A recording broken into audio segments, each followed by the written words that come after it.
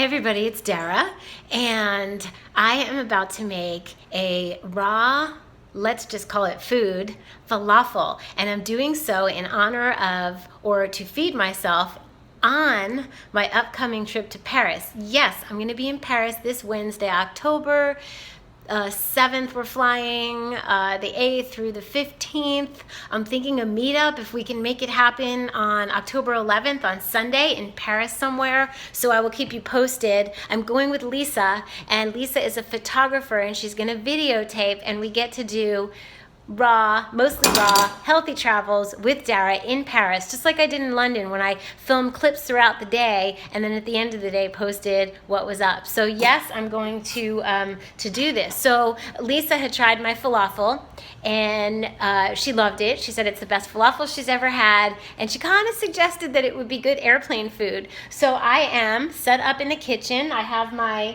recipe, which I'm going to share with you. We're not going to make the whole thing in front of us right now, but I'm definitely going to tell you how to do it, and I'm going to, because I'm in a really good mood, share this recipe that I was going to save for a book, but I want to perfect it a little more, and that's good. And exciting news is the Soups and Smoothies book will be coming out when I am in Paris, so I'll make that announcement. So in the meantime, I'm setting this up, and I will show you a picture of what I'm using.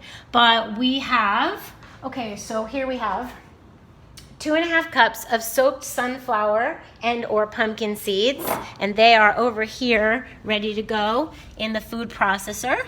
I will grind those up really well, and then I add the rest of the ingredients, all of them except for the parsley, because you want to fold that in at the end. And the ingredients go like this.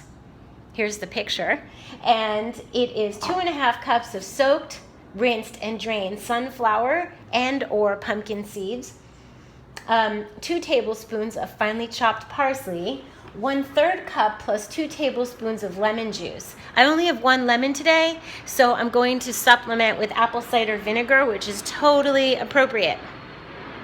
And where was I? 2 tablespoons of tahini. And it's raw sesame seeds. It's so good, calcium for your body, for your bones. 1/4 cup of olive oil. I'm using a little less today. I felt like the batter was a little soft. So I'm going to make it a little drier with a less olive oil, and I'm going to add tiger nut flour, which is a root. It's a tuber. This is not raw, but it is vegan and it is gluten-free. Okay?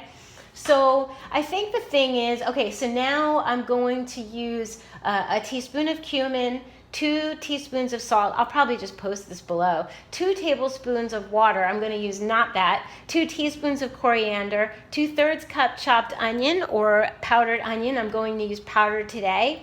And instead of 2 garlic cloves, I'm going to use 2 teaspoons of garlic powder. I said onion powder before, garlic powder, and then we have a 1/4 teaspoon of turmeric. So what this ends up being processed in the food processor, and it ends up like kind of like a dough that you can form into balls. Then you grind down mortar and pestle, or grind in a coffee grinder, or in a Vitamix dry blade. You're going to crush sesame seeds, right? And we're going to roll the balls, the falafel balls, in the sesame mixture that's also been mixed with paprika and a little spirulina to get it a little brown. You don't have to, but for looks wise, they really do look like falafel. They taste like falafel. And the thing about this is it doesn't have beans, which can make people bloated, because a bean is a starch and a protein together, and that doesn't, that can sometimes not digest well for certain people with not hearty digestive fire. So it's bean-free, it's raw, so it's under 118 degrees, has all of its living enzymes intact, and it gets dehydrated. You could eat it as a pate. So for those of you who don't have a dehydrator, you can do this recipe. I should have said that in the beginning. And they will last 3, 4, maybe even 5 days in a glass container stored in the refrigerator. So this is a great thing to put inside some romaine, with some tomato, with a drizzle of a tahini yogurt sauce, which I have a recipe for, or my tzatziki, which I shared with you guys. So you have the recipe for tzatziki. So that's what I'm going to do, and I'm going to blend, and maybe I'll show you in a little bit. So I'm really excited about Paris. I'm planning on taking a lot of food. It's like 11-hour flight and airport time, and there's just, until you get there, you just need to be prepared. So there will be in my backpack chocolate, raw vegan chocolate. I'll take romaine wrapped in paper towel in a bag. I'll take falafel balls in a little bag, and I will have some other snacks, walnuts, almonds. It's nice to take apples. Citrus travels well. So that's what I'll be up to. But we're going to document the whole thing. So you're going to see on Instagram beautiful photos and videos. So it's going to be a lot of fun because you're coming with us to be healthy in Paris. I know, crazy. Okay, so I just really want to show you the products because you guys like to see. Here's the coriander, pink Himalayan salt, we have pumpkin seeds and sunflower seeds, olive oil, apple cider vinegar, black pepper I didn't put in yet, but I could. We have the turmeric, the cumin.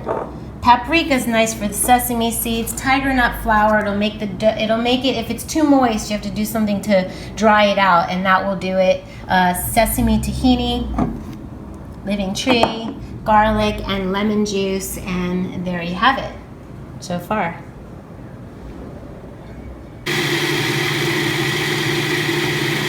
Okay, so I will scrape down the sides with a spatula and then spin it again, and I like it really, really fine, really like a fine pate. So I will totally keep this on for a while, like a minute or 2 or 3. Okay, so this time the dough came out perfect. I don't need to put tiger nut flour, and I used about 3 tablespoons of oil, 2 to 3.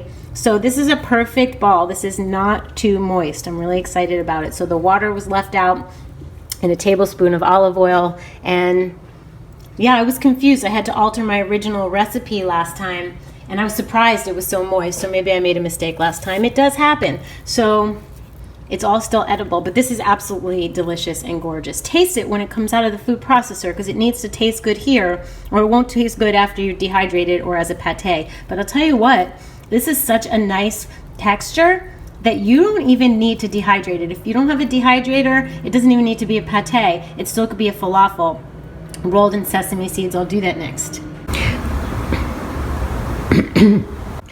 Okay, this is the happy scene right now in the kitchen. I am listening to Barbara Goldsmith. She's an amazing astrologer, Barbara Goldsmith, on YouTube, talking about the new moon in Libra. And I am... Yes, there's the mixture, there's the falafel balls, and there is the sesame seed crust. You can color it more with paprika. I'm going to get that a little more color correct, but for now, this is fantastic. And these could be, I'm quite certain, eaten without dehydrating, but I will dehydrate them from 12 to 24 hours depending on, how it goes, how you like it. The thicker crust, chewier inside, longer time in the dehydrator, but not too much. You don't want to over dry them. So my last ones were very wet, so it was like 24 hours. I'm guessing this will be about 12. Exciting. Okay, so these are about to go in the dehydrator, but like I told you, the falafel can be eaten undehydrated. It's so exciting. They're firm and lovely, and now they're atop a bed of romaine. And it's as simple as that. You could add avocado, I'll add some tomatoes, and then I'm going to hand it over to Joe, who happens to be lucky and in the kitchen at this particular moment, right? Exactly. Wait, let's put some tomatoes on it. So how do you feel? How do you feel when you don't eat my food? Well, I notice it. You do? Yeah, I definitely notice it, especially like when, it's like you come over here to work, it's like, you make tonics and stuff, and then when you go a few days without doing that, you're like, kind of like, I wouldn't really go for a tonic. And since you're all into good tech, that's what Joe's doing. Well, he's doing some stuff here. But you look fuzzy in the camera right now. I think I either got falafel on the screen or I need you to take a look at it. So we're going to come back in a second. Okay. I wanted to show you guys paleo wraps. This is them. These are a lifesaver. These are gonna come on the airplane. I'm also gonna have romaine, and I'll have a bag of falafel balls, but these are just this wrap it's just made out of coconut. So it's raw and soft and thin, and then you just put the whole thing like that. And you wrap it up, and then you hand it to your cameraman. Okay, that's it for now. Recipe below. In the idea that sharing is caring, it's really important for me, for you guys to know what products I favor. So I put 3 falafels on here because I wanted it to be really exciting. And then I'm gonna fold it up, put a toothpick in it, and serve a little dipping sauce of this habanero honey by Pacifica. If you can't find it because it's a little obscure and hard to find, I'm going to tell you what is in it. And you can do it yourself. Gourmet sage honey, tomato puree, so just use tomatoes or sun-dried tomato powder, onion, garlic, black pepper, allspice, ginger, and crushed habaneros. So that's gonna be Joe's dipping sauce. Or you could drizzle it. You could drizzle it inside. So bon appetit and au revoir. I'll see you in Paris.